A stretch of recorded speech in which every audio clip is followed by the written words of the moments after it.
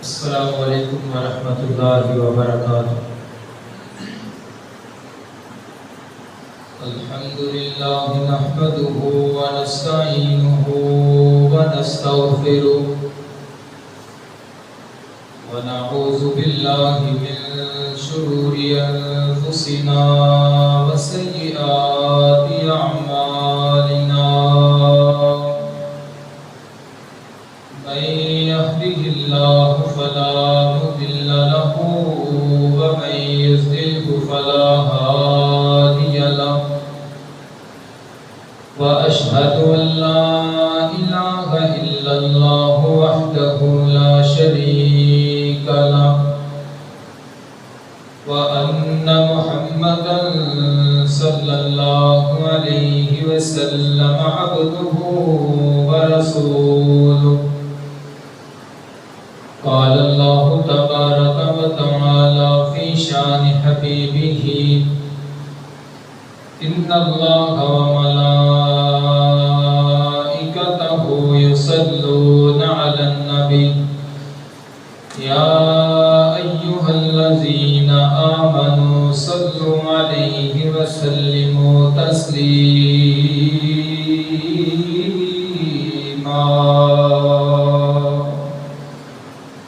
اللهم صل على محمد وعلى آل محمد كما صليت على إبراهيم وعلى آل إبراهيم إنك حميد مجيد۔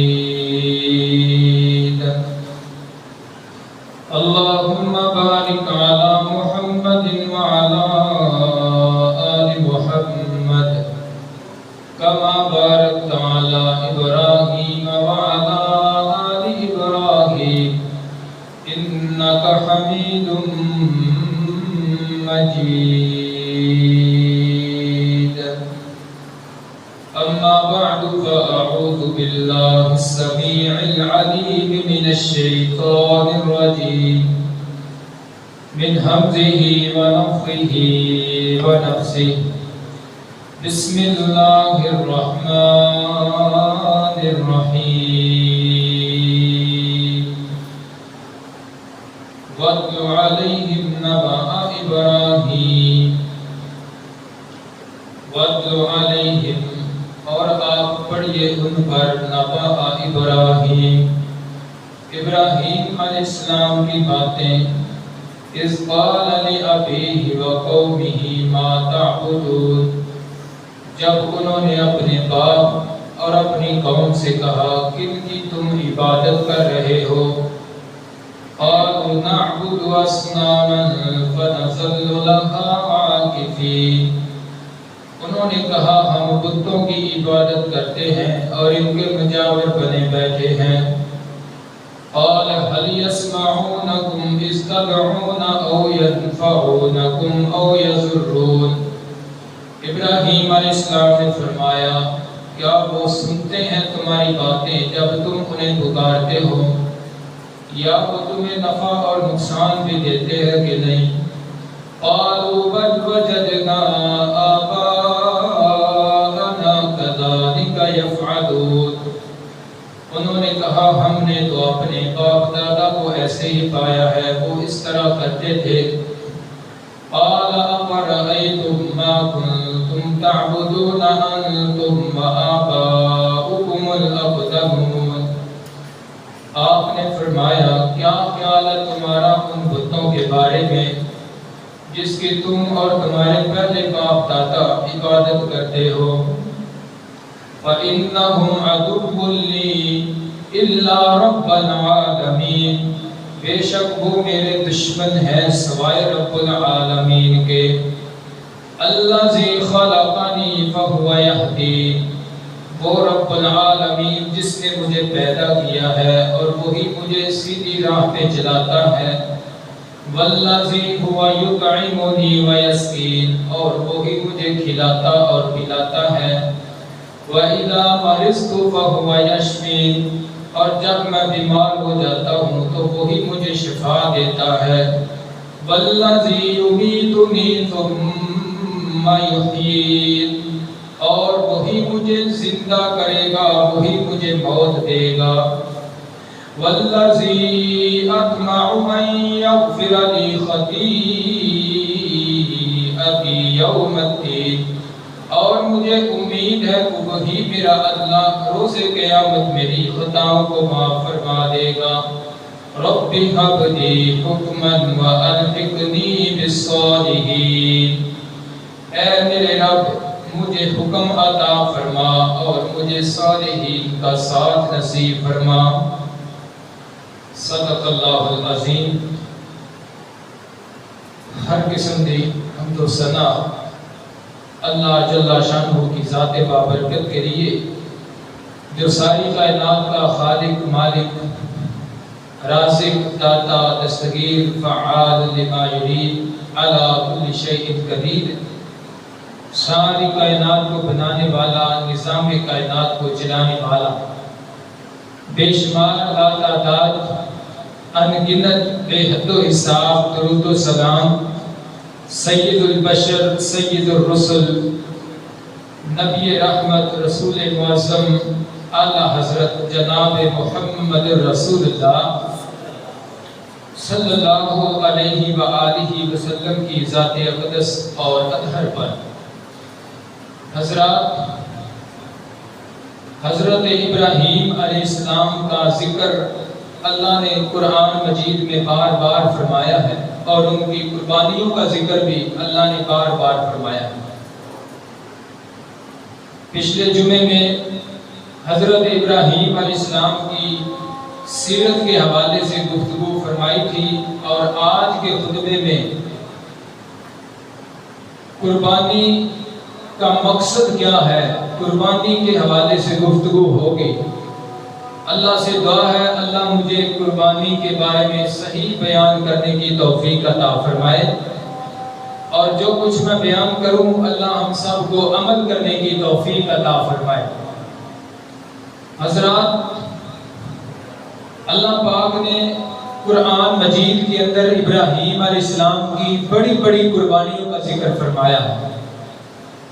کبھی گھر بار چھوڑ دینے کی قربانی کا ذکر فرمایا، کبھی اپنی قوم، اپنے باپ کو چھوڑ دینے کا اور اپنے علاقے سے ہجرت کر جانے کی قربانی کا ذکر فرمایا، اور کبھی اللہ کی توحید کی خاطر، اللہ کی محبت کی خاطر، اللہ کی رضا کی خاطر آگ میں چھلانگیں لگا دینے کی قربانی کا ذکر فرمایا۔ یعنی حضرت ابراہیم علیہ السلام نے بڑی قربانیاں دی ہیں، اور جو دین نبی رحمت، رسول معظم، اعلیٰ حضرت جناب محمد رسول اللہ، سارے درود پاک پڑھو صلی اللہ علیہ وسلم لے کر آئے ہیں، یہ وہی دین ہے جو حضرت ابراہیم علیہ السلام لے کر آئے۔ یہ وہی پیغام ہے، وہی توحید ہے، وہی میسج ہے جو حضرت ابراہیم علیہ السلام لے کر آئے تھے۔ آپ نے اسی پیغام کو آگے پہنچایا ہے۔ یہ کوئی نیا دین نہیں ہے، وہی دین ہے، اور حضرت ابراہیم علیہ السلام جو دین لے کر آئے تھے وہ سارے کا سارا دین قربانی پر ہے، اس کی بنیاد ہی قربانی پر ہے۔ حضرات، دین کے اندر، اسلام کے اندر بڑی بڑی قربانیاں دینا پڑتی ہیں، بلکہ اسلام کے اندر جتنے بھی بنیادی ارکان ہیں، کوئی بھی رکن اس انسان کو بغیر قربانی کے حاصل نہیں۔ قربانی کے بغیر کوئی بھی رکن حاصل نہیں ہو سکتا، قربانی دینا پڑے گی۔ بندہ کہتا ہے کہ اے اللہ میں تیرا ہونا چاہتا ہوں، میں تیری رضا چاہتا ہوں، تو اللہ فرماتے ہیں پھر قربانیاں دینے کے لیے تیار ہو۔ اے اللہ میں جنت کے راستے پہ چلنا چاہتا ہوں، اے اللہ میں نبی پاک صلی اللہ علیہ وسلم کی سیرت پہ چلنا چاہتا ہوں، اللہ فرماتے ہیں پھر قربانیاں دینے کے لیے تیار ہو جا، قربانیاں دینا پڑیں گی۔ آج ہمیں صرف ایک قربانی یاد ہے کہ ہم نے سمجھا صرف بکرے کی، جانور کی گردن پہ چھری چلانے کا نام قربانی ہے، بس نہیں بھائی، پورے کا پورا اسلام ہر موڑ پہ زندگی کے ہر موڑ پہ قربانی مانگتا ہے، اور جو قربانی دیتا ہے وہ اللہ کو بڑا ہی پیارا لگتا ہے، اللہ کو بڑا ہی عزیز لگتا ہے۔ مثال کے طور پر اسلام کا سب سے بڑا بہت بڑا رکن ہے نماز۔ نماز اسلام کا بنی الاسلام والا خمس شہادت واللہ الہ الا اللہ وان محمد عبدہ ورسولہ واقام الصلاۃ، نماز کو قائم کرنا۔ حضرات، بندہ بیٹھا ہے اور دکان پہ بیٹھا ہے، بالکل جب نماز کا وقت ہوا تو کیا ہوا، گاہک آ جاتا ہے اور آ کر کہتا ہے مجھے سودا دے دو جلدی جلدی۔ وہ دکاندار کہتا ہے بھئی نماز کا وقت ہے، میں پہلے نماز کے لیے جاؤں گا، ابھی 5 منٹ باقی ہیں، میں نے وضو بھی بنانا ہے، میں پہلے نماز کے لیے جاؤں گا۔ کہتا ہے مجھے سودا دے دو، مجھے بڑی جلدی ہے، میرا کام پہلے کر دو۔ حضرات، پہلے گاہک نہیں آیا، سارا دن بندہ بیٹھا ہے، بالکل اس وقت جب نماز کا ٹائم ہوا دکان پہ گاہک آ گیا۔ پتہ ہے کیوں؟ اللہ پاک آزمانا چاہتے ہیں، اللہ پاک دیکھنا چاہتے ہیں کہ یہ بندہ میری نماز کے لیے وقت کی قربانی دینے کے لیے تیار ہے کہ نہیں۔ سب سے پہلے نمبر پہ وقت کی قربانی میں بیان کروں گا۔ وقت کی قربانی اسلام ہم سے مانگتا ہے، اللہ ہم سے وقت کی قربانی مانگتے ہیں۔ سارے ٹائم دو گے نا انشاءاللہ اللہ کے لیے؟ اللہ پاک نے جو وقت کی قربانی دیتے ہیں، نماز کے لیے آتے ہیں، عبادت کے لیے آتے ہیں، اللہ پاک نے ان کا ذکر اپنے قرآن میں بیان فرمایا ہے۔ سنیے اللہ پاک کا قرآن۔ اللہ پاک فرماتے ہیں رجال لا تلہیہم تجارت ولا بیع عن ذکر اللہ وإقام الصلاة وإیتاء الزکاة یخافون یوما تتقلب فیہ القلوب والابصار۔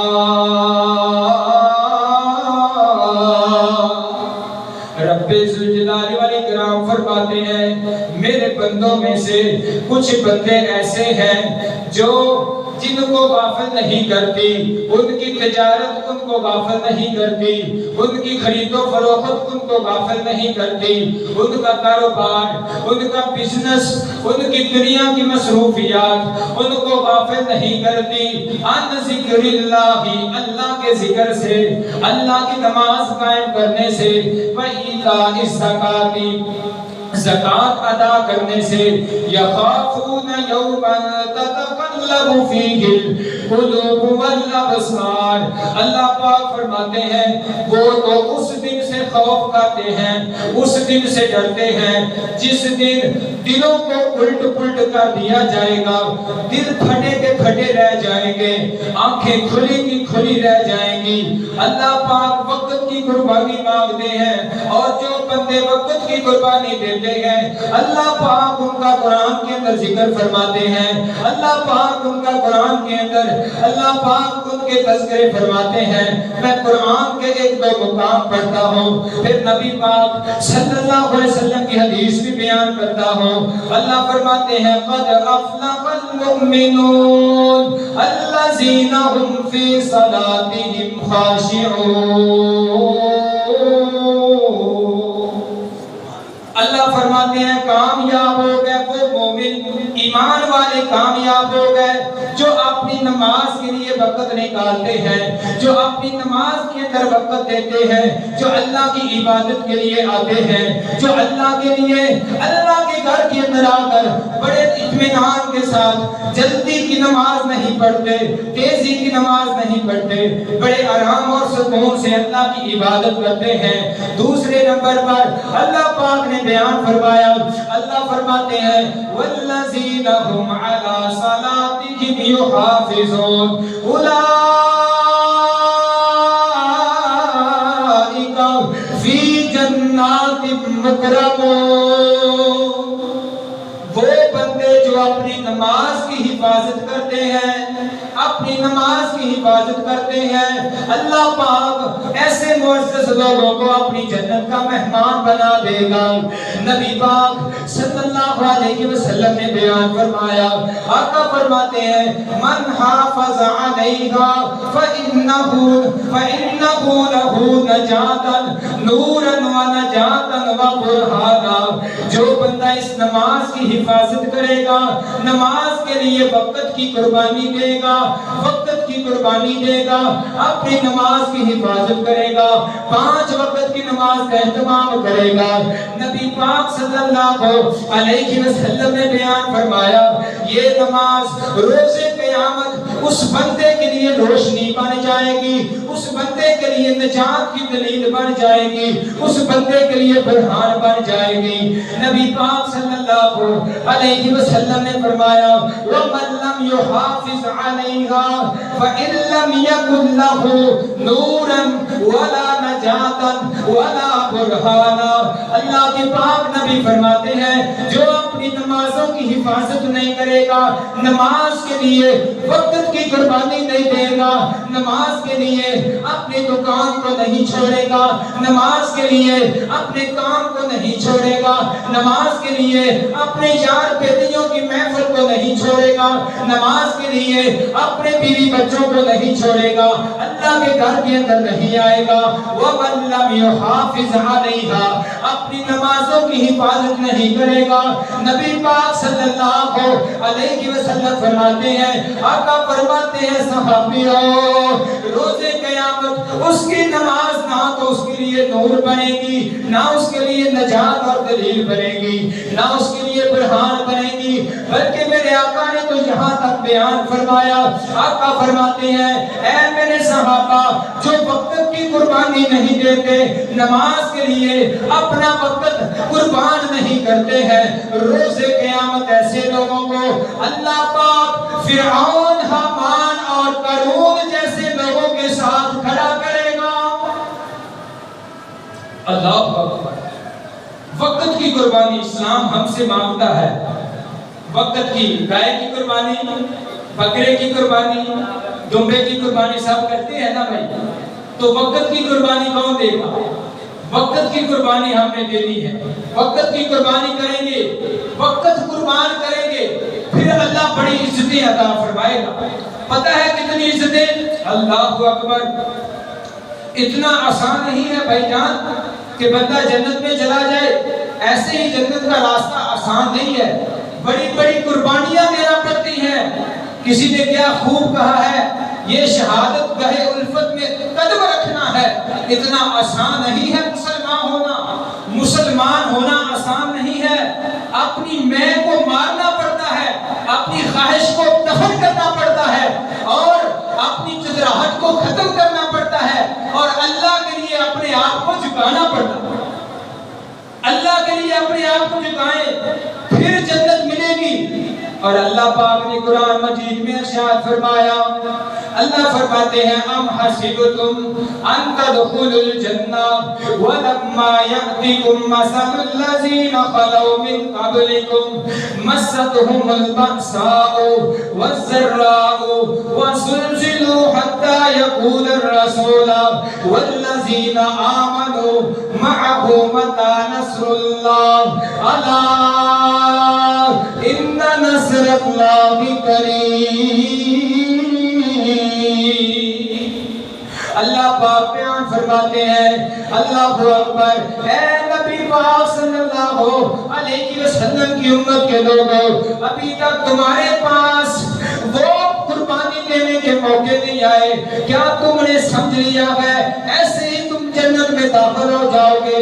جاؤ پہلی امتوں کے حالات پڑھ کے دیکھو، پہلی امتوں کی تاریخ پڑھ کے دیکھو، انہوں نے کتنی بڑی بڑی قربانیاں دی ہیں، انہوں نے کتنی بڑی بڑی قربانیاں دی ہیں، ابھی تک تمہارے پاس اس طرح کی آزمائشیں نہیں آئی، ابھی تک تمہارے پاس اس طرح کے امتحان نہیں آئے۔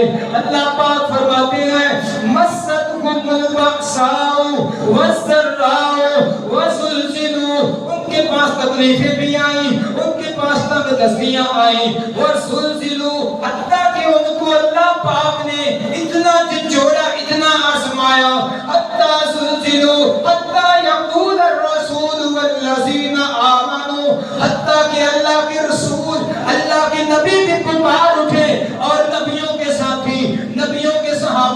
پکار اٹھے متا نصر اللہ، اللہ کی مدد کب آئے گی؟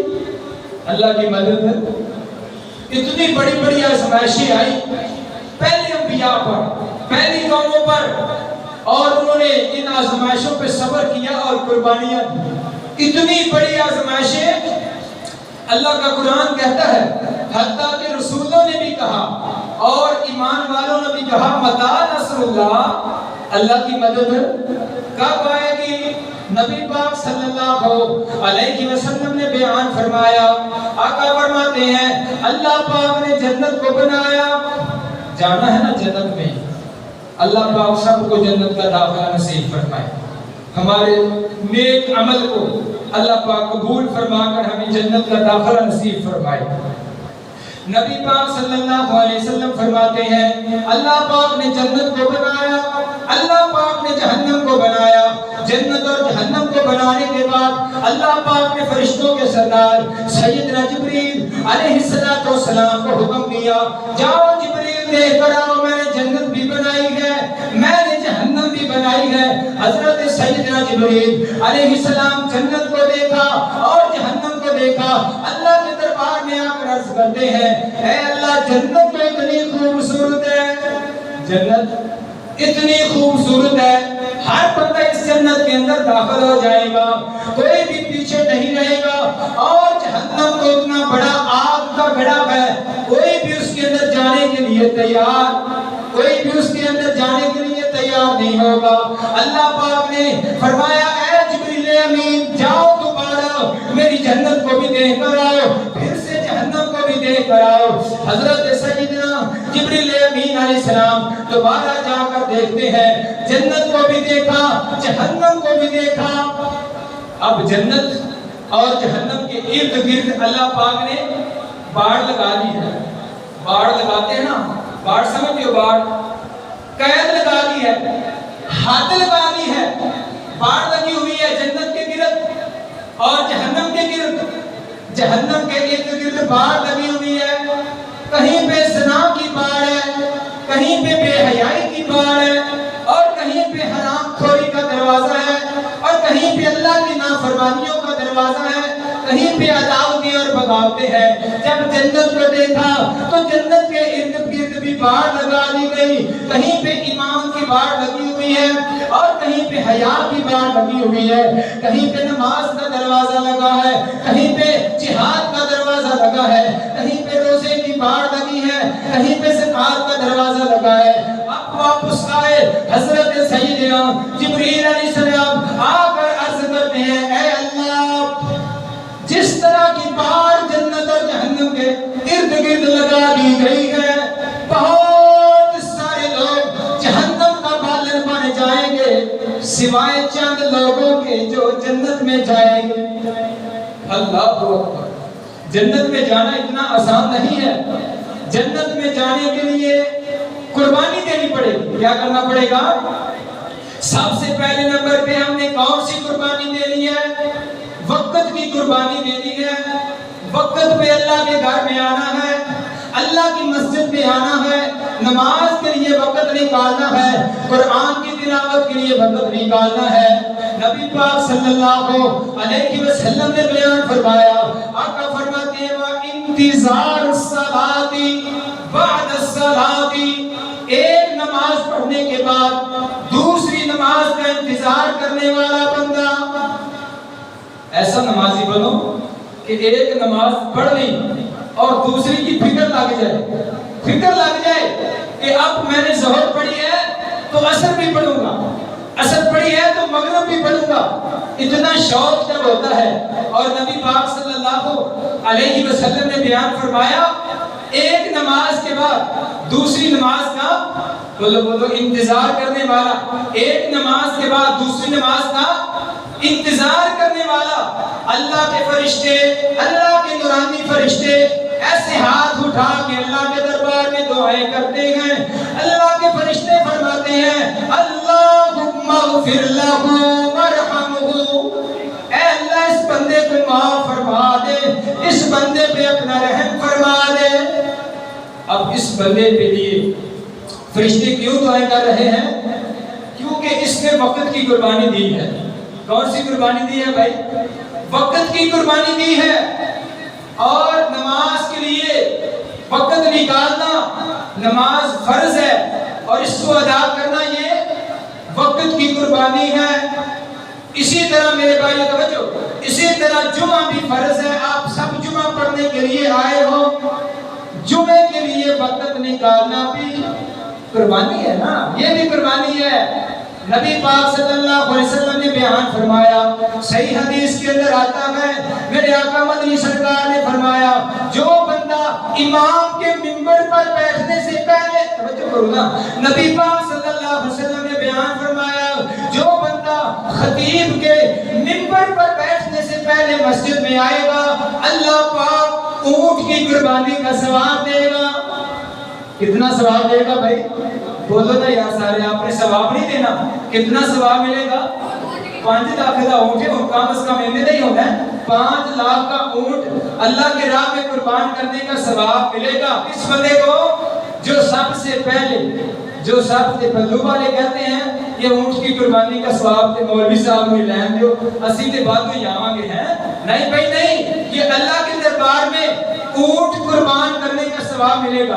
نبی پاک صلی اللہ علیہ وسلم بیان فرماتے ہیں، جو سب سے پہلے آئے گا اللہ اونٹ قربان کرنے کا ثواب دے گا، جو دوسرے نمبر پر آئے گا اللہ گائے کی قربانی کا ثواب دے گا، جو تیسرے نمبر پر آئے گا اللہ بکرا قربان کرنے کا ثواب دے گا، جو اس کے بھی بعد آئے گا آقا فرماتے ہیں اللہ اس کو مرغی کی قربانی کا ثواب دے گا، جو سب سے آخر میں آئے گا اللہ کے نبی فرماتے ہیں اللہ پاک اس کو انڈے کی قربانی کا ثواب دے گا۔ کیوں بھائی آپ کیا سمجھتے ہیں کہ انڈے کی قربانی ٹھیک رہے گی یا اونٹ کی قربانی ٹھیک رہے گی؟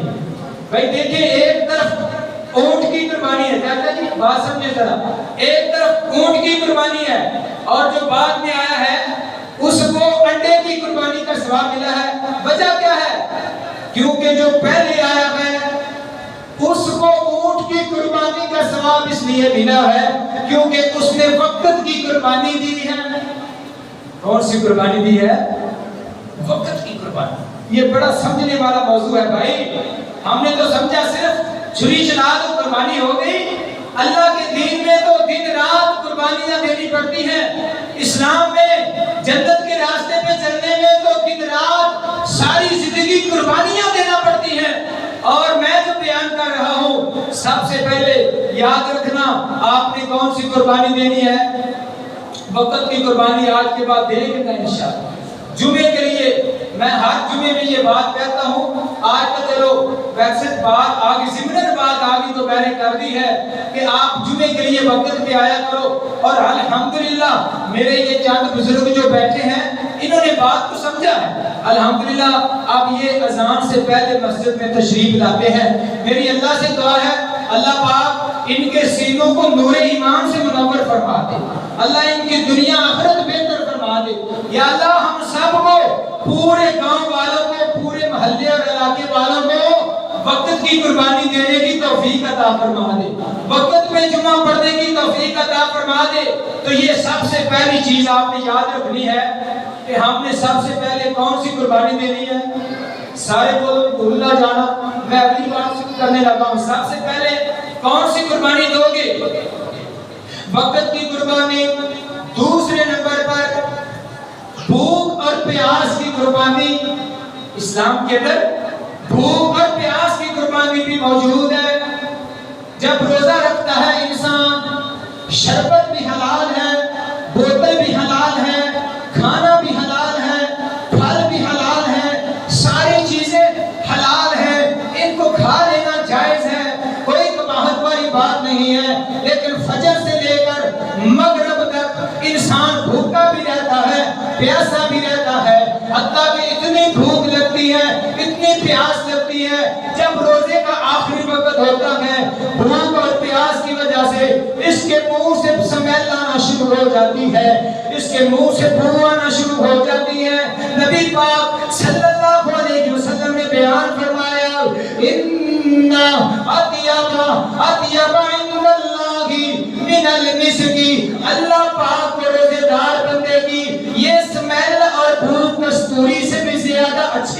لی ہے. اتنا زیادہ مقام اس کو کیوں ملا ہے؟ اس کو اللہ کا یہ قرب کیسے ملا ہے؟ کیونکہ اس نے بھوک اور پیاس کی قربانی دی ہے. آپ بھی دیں گے نا بھوک اور پیاس کی قربانی. آپ کو پتہ ہے آج ذی الحجہ کی کتنی تاریخ ہے؟ آج 4 ذی الحجہ ہے. ذی الحجہ کا مہینہ ہے نا بھائی جان، ذی الحجہ کا مہینہ ہے اور 10 ذی الحجہ کو کیا ہوگی؟ قربانی ہوگی، عید ہوگی، لوگ جانور قربان کریں گے اور حج ادا کیا جائے گا. مکہ المکرمہ میں جتنے لوگ گئے ہیں اللہ ان کی حاضری قبول فرمائے، اور ہم اللہ سے دعا کرتے ہیں اللہ ہمیں بھی وہاں کی زیارت نصیب فرمائے. حضرات 4 ذی الحجہ ہے آج، اور 9 ذی الحجہ بدھ والا دن بنتا ہے. آج جمعہ ہے، آج بدھ والے دن کیا تاریخ ہوگی؟ 9 ذی الحج. 9 ذی الحج کا روزہ رکھنا ہے. آپ رکھیں گے سارے؟ اللہ کے ساتھ وعدہ کریں انشاءاللہ ہم نے بھوک اور پیاس کی قربانی اس دفعہ گرمی کے موسم میں اللہ کے لیے دینی ہے. دیکھنا پھر اللہ کتنا راضی ہوگا جب ہم بھوک اور پیاس کی قربانی دیں گے. نبی پاک صلی اللہ علیہ وسلم نے بیان فرمایا، آقا فرماتے ہیں سنۃ الماضیہ والباقیہ، 9 ذی الحج کا جو بندہ روزہ رکھتا ہے اور بھوک اور پیاس کی قربانی دیتا ہے اللہ کو راضی کرنے کے لیے، اللہ پاک 2 سالوں کے گناہ معاف فرما دیا. ایک پچھلا سال جو گزر چکا ہے اور ایک آئندہ سال جو آنے والا ہے. ایک روزہ رکھنے کی وجہ سے اللہ پاک 2 سالوں کے گناہ، سارے بولو 2 سالوں کے گناہ معاف فرما دیتے ہیں. کیوں؟ کیونکہ اس نے بھوک کی قربانی دی ہے، کیونکہ اس نے اللہ کے لیے نیند کی قربانی دی ہے. تیسرے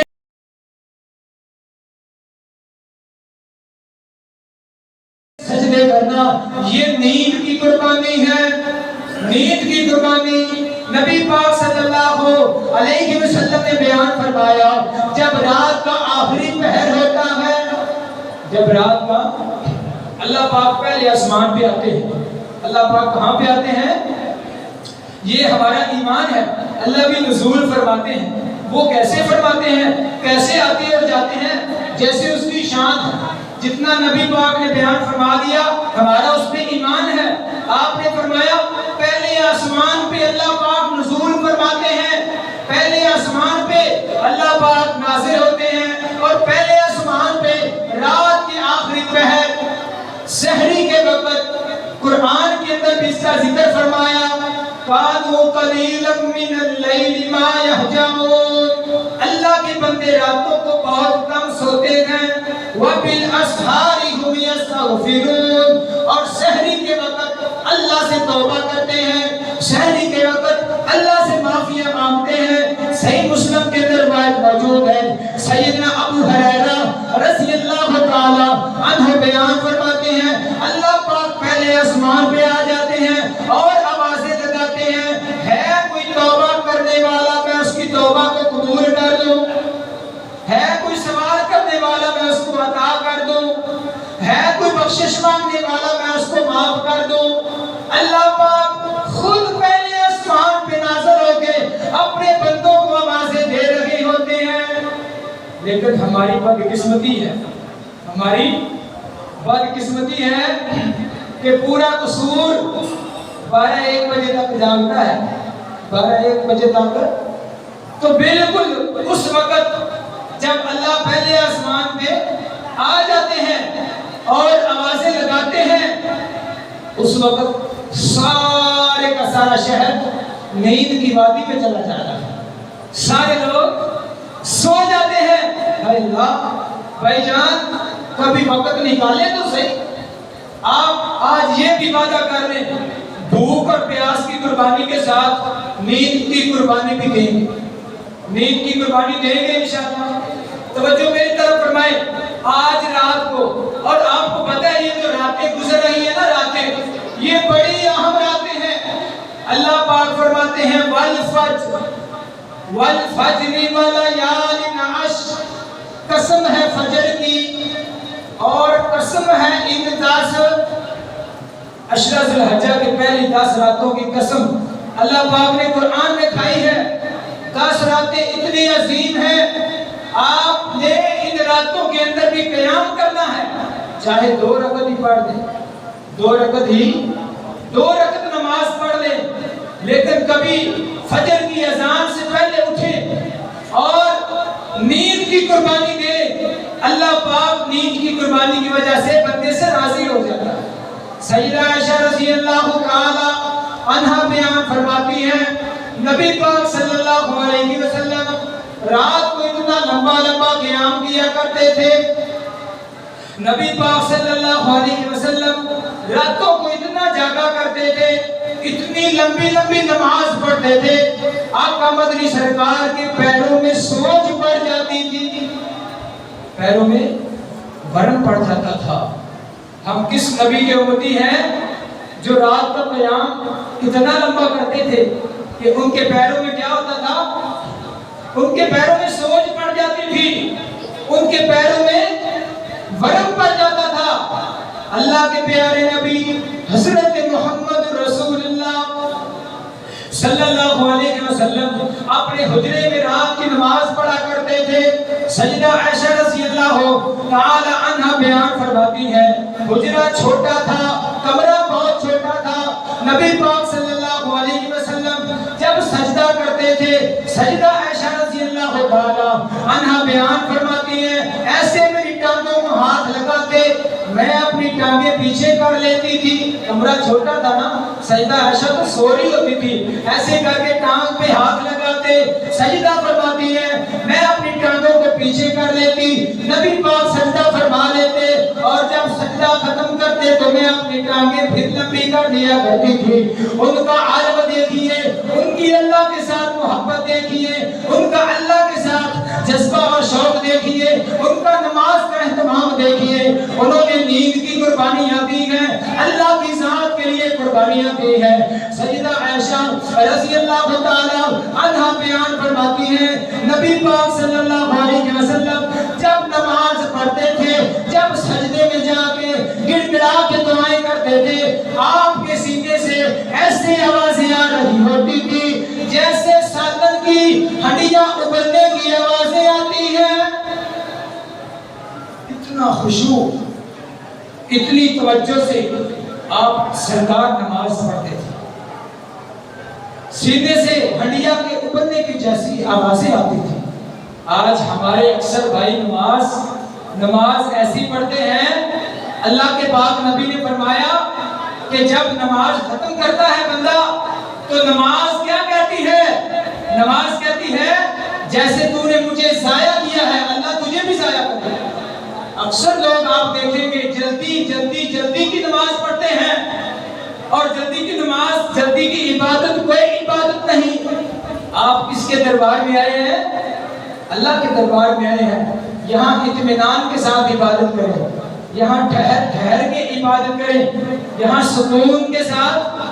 ऐसे जब इंसान करता है ना, सजदा करता है जल्दी, नबी पाक ने फरमाया ऐसे जैसे गवाह ठुमके मारता है, जैसे गवाह क्या करता है?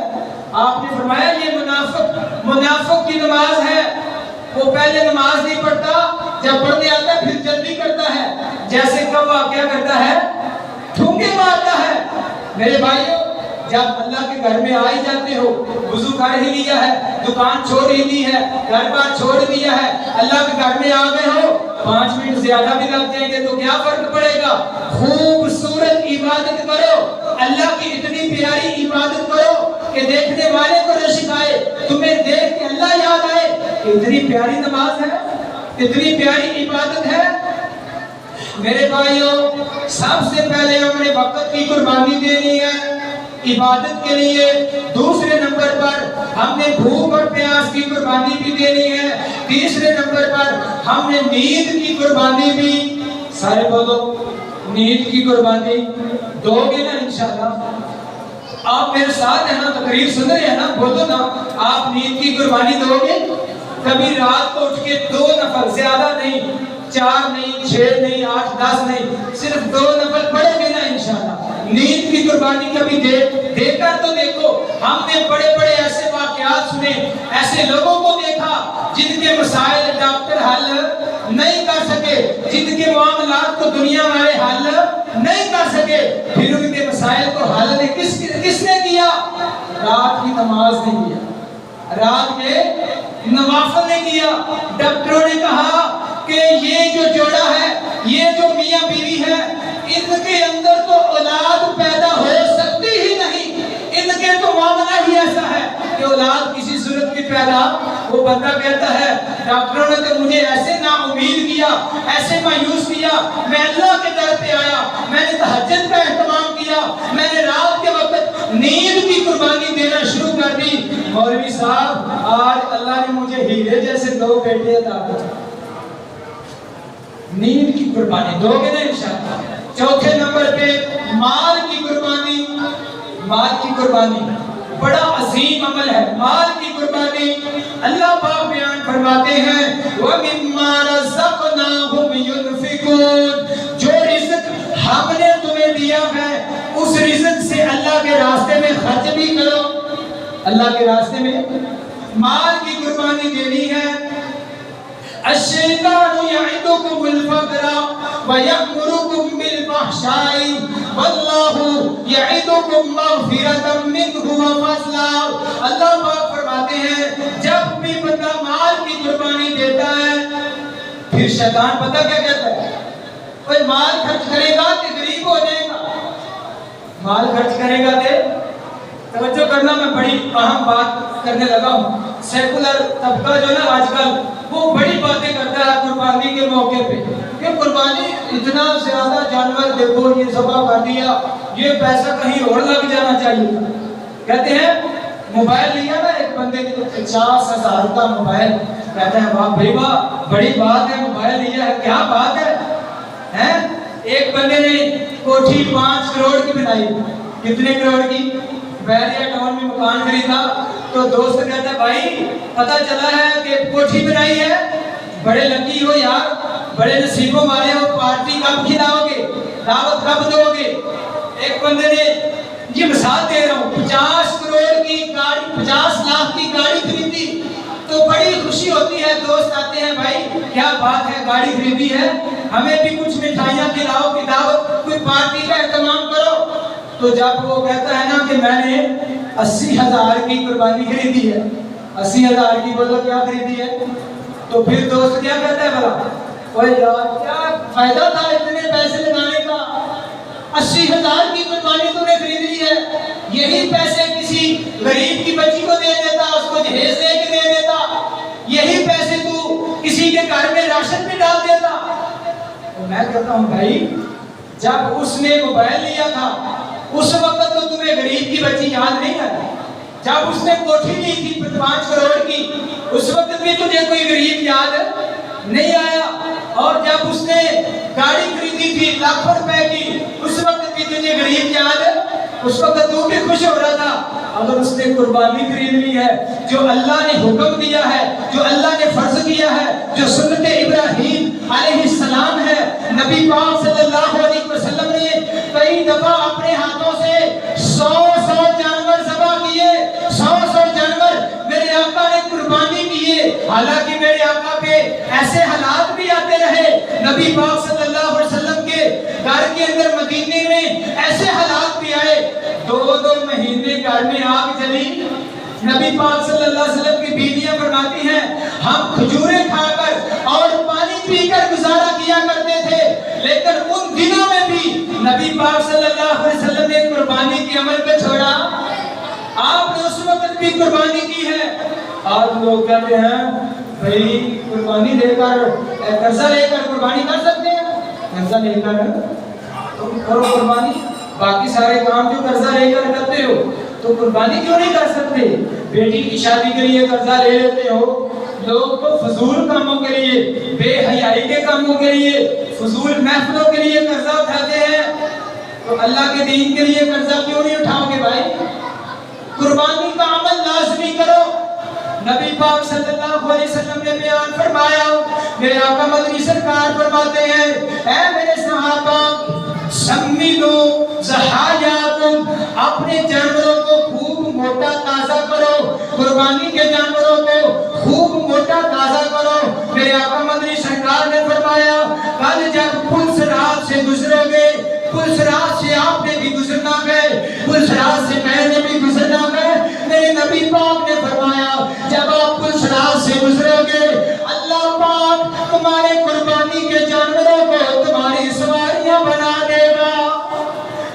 قربانی کے جانوروں کو حدیث پاک میں آتا ہے، میرے نبی پاک صلی اللہ علیہ وسلم نے بیان فرمایا یہ قربانی والا جانور، قربانی کے جانور کا گوبر، اس جانور کا رسا اور اس جانور کی ہر چیز روز قیامت نیکی والے پلڑے میں ڈالی جائے گی۔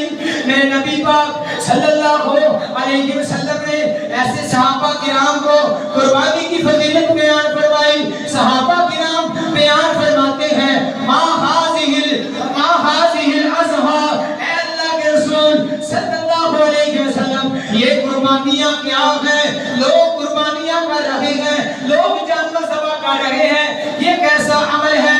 نبی پاک صلی اللہ علیہ وسلم نے بیان فرمایا، آقا فرماتے ہیں میرے صحابہ سنت ابیکم ابراہیم، جس کو سمجھ آئیے بولے نا ذرا سبحان اللہ۔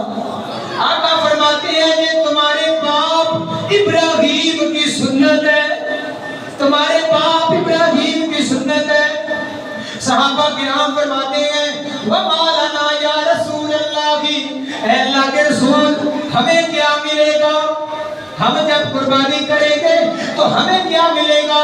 نبی پاک صلی اللہ علیہ وسلم بیان فرماتے ہیں اے میرے صحابہ تمہیں کیا ملے گا؟ بِكُلِّ شَعْرَةٍ حَسَنَةٍ، اس جانور کے ایک ایک بال کے بدلے میں اللہ نے کیا عطا فرمانے۔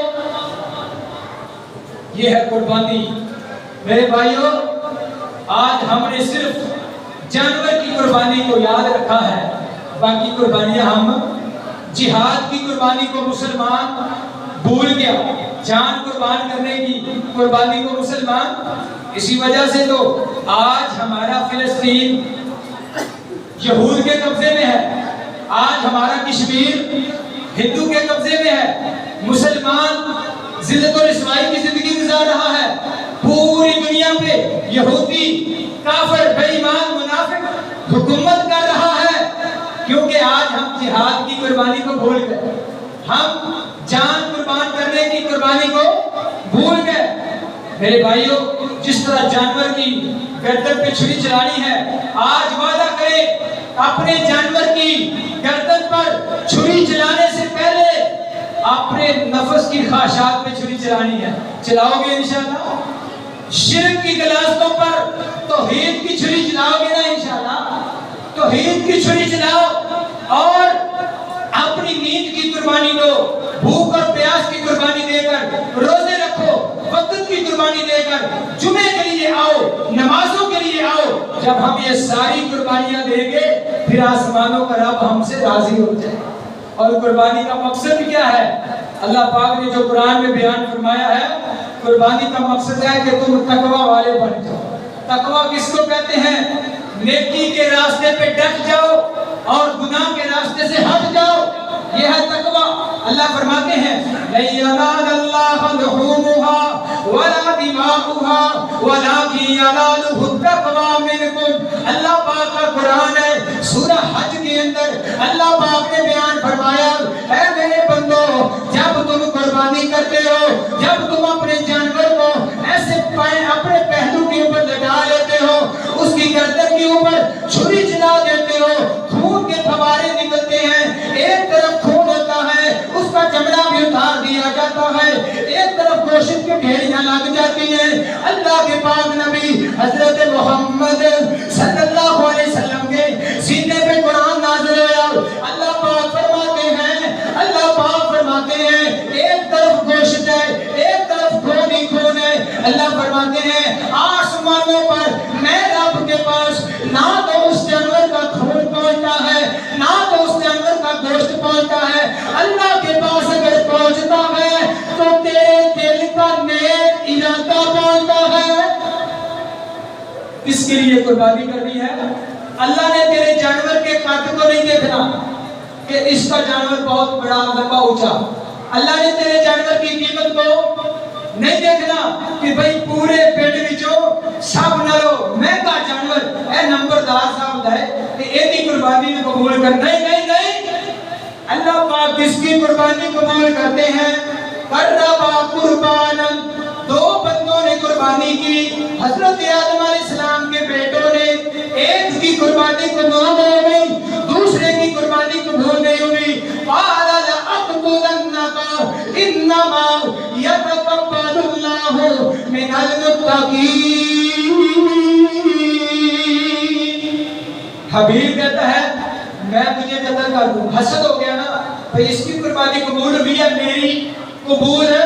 یہ پہلی امتوں کا واقعہ ہے، اس وقت جس کی قربانی قبول ہوتی تھی آسمان سے آگ آتی اور اس کو جلا کر چلی جاتی تھی، اور جس کے ساتھ اللہ ناراض ہوتا تھا اس کی قربانی قبول آگ نہیں جلاتی تھی، پورے پنڈ کو پتہ لگ جاتا تھا فلاں بندے کی قربانی کو اللہ نے قبول ہی نہیں کیا۔